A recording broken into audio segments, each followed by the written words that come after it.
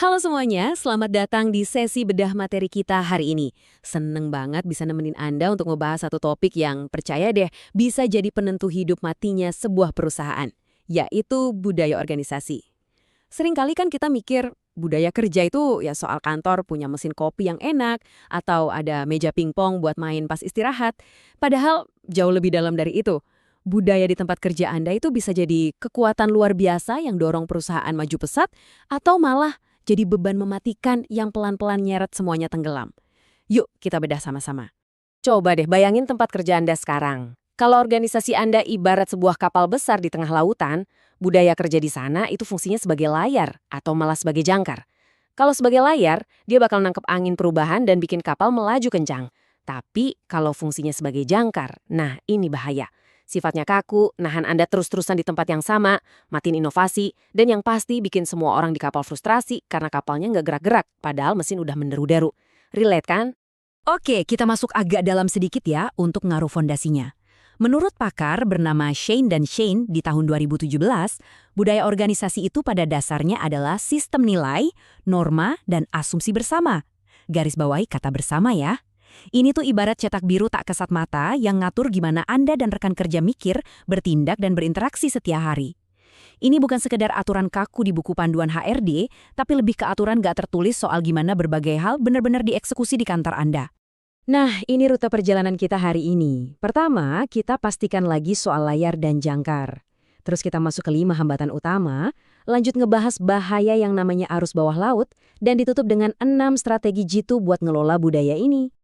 Langsung aja kita masuk ke bagian pertama.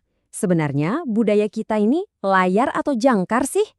Dan pertanyaan tadi langsung bawa kita ke bagian kedua, 5 hambatan budaya organisasi. Pernah nggak sih kepikiran, gimana bisa organisasi yang dulunya sukses besar, tiba-tiba kerasa berat banget jalannya?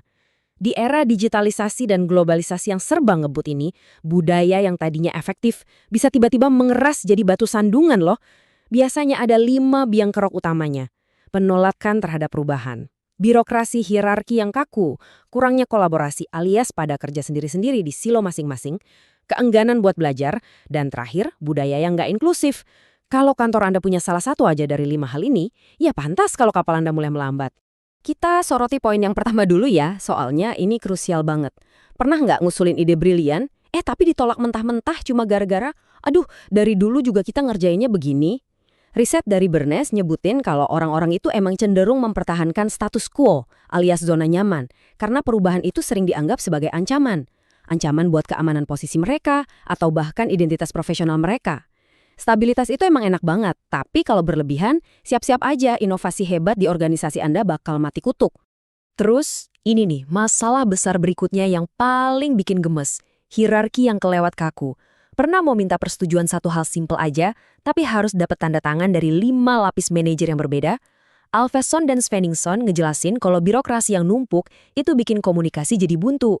Informasi penting dari tim di lapangan nggak pernah tembus ke bos besar. Dan sebaliknya, arahan dari atas malah jadi melenceng pas nyampe bawah. Bikin gerak organisasi jadi lambat banget kan? Oke, sekarang kita turun sedikit lebih dalam ke bagian ketiga, bahaya arus bawah laut. Kita nggak cuma lagi ngomongin rasa bete di kantor loh ya, tapi kerugian bisnis yang bener-bener nyata. Kalau pada nolak perubahan, dampaknya inovasi mandek dan kompetitor bakal santai aja nyalip kita. Hierarki terlalu kaku, produktivitas harian yang bakal hancur. Kerja di silo dan minim kolaborasi, bikin organisasi kaget dan bingung kalau tiba-tiba ada krisis. Nah, kalau budaya kerjanya nggak inklusif, wah keterlibatan karyawan bakal terjun bebas dan talenta terbaik Anda tinggal nunggu waktu aja buat packing dan resign. Dan asal tahu aja, ini bukan sekadar peringatan ringan. Pakar manajemen perubahan John Kotter ngasih statement yang keras banget.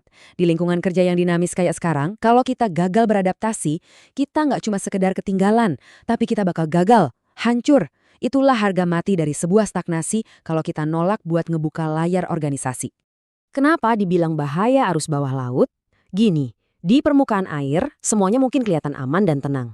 Rapat mingguan lancar, laporan keuangan angkanya bagus. Tapi awas, di bawah permukaan itu ada kekuatan besar tak kasat mata yang diam-diam nyedot energi tim Anda, ngusir orang-orang hebat, dan narik kapal organisasi melenceng jauh dari tujuan utamanya. Kalau arus bawah laut ini dibiarin, Kita baru bakal sadar kalau kita tersesat saat semuanya udah telat. Tapi jangan panik dulu, kita masuk ke bagian keempat untuk cari solusinya. 6 strategi mengelola budaya. Yuk, tarik napas lega, karena pasti ada jalan keluarnya. Kita bahas gimana strategi ini bisa motong rantai jangkar yang berat tadi dan kembali ngebentangin layar Anda lebar-lebar. Literatur akademis merekomendasikan 6 langkah konkret. Mulai dari kepemimpinan yang inspiratif, ngebangun budaya yang doyan belajar, benerin komunikasi, ngeruntuhin tembok antar divisi buat kolaborasi, memastikan semua orang merasa dihargai secara inklusif, dan rutin ngevaluasi diri. Kita lihat beberapa yang paling esensial ya. Langkah pertama, dan ini nggak bisa ditawar, kepemimpinan transformasional. Berdasarkan riset Nordhaus, yang namanya perubahan budaya itu selalu, saya ulangi, selalu dimulai dari pucuk pimpinan. Ya masa kita ngarepin staf bawah buat asyik berkolaborasi, kalau manajer dan direkturnya aja masih pada saling sikut. Pemimpin harus ngasih visi yang super jelas, jadi role model yang hidup dari nilai-nilai baru itu, dan terus-terusan komunikasi. Buat Anda yang ada di posisi leader, Anda itu penjahit utama dari layar kapal organisasi. Ngebenerin budaya itu juga soalnya imbangin dua sisi. Di bagian dalam ada pertumbuhan internal. Kasih dong karyawan ruang buat berani eksperimen, adain mentoring, dan bener-bener manfaatin keberagaman ide mereka. Nah, di bagian luar kita butuh sinergi eksternal antar tim. Bikin komunikasi jadi transparan, ciptain proyek yang maksa divisi-divisi beda buat kerja bareng, dan pakai platform digital buat ngemudahin itu semua. Pokoknya perbaikannya harus luar dalam. Ini nih yang sering banget dilupain, penyelarasan berkelanjutan. Banyak banget perusahaan yang bikin acara gede-gedean buat launching budaya baru, bagi-bagi merchandise, terus ngerasa tugasnya kelar. Salah besar. Jaga budaya biar tetap relevan, itu proses seumur hidup. Kita harus rajin ngecek apakah kebiasaan kerja yang sekarang ini masih cocok sama strategi bisnis dan kondisi pasar di luar sana. Jadi, poin krusial yang pengen saya sampaikan adalah budaya itu bukan benda mati. Dia bukan takdir yang gak bisa diubah. Betul, dia bisa jadi jangkar yang berat dan nyusahin, tapi dengan niat, strategi yang tepat, dan tentunya leadership yang kuat, budaya ini bisa kok bertransformasi. Dari yang tadinya hambatan terbesar, berubah wujud jadi mesin pendorong paling canggih buat inovasi dan performa tim Anda. Nah, sebagai penutup, coba deh bawa satu pertanyaan penting ini saat Anda balik ke meja kerja atau masuk ke ruang rapat nanti. Apakah budaya di organisasi Anda saat ini secara aktif menangkap angin masa depan? Atau justru diem-diem nahan Anda terus terjebak di masa lalu? Jawabannya 100% ada di tangan Anda dan tim. Terima kasih banyak udah ngikutin sesi kita hari ini. Terus semangat belajar dan sampai ketemu lagi di pembahasan seru berikutnya.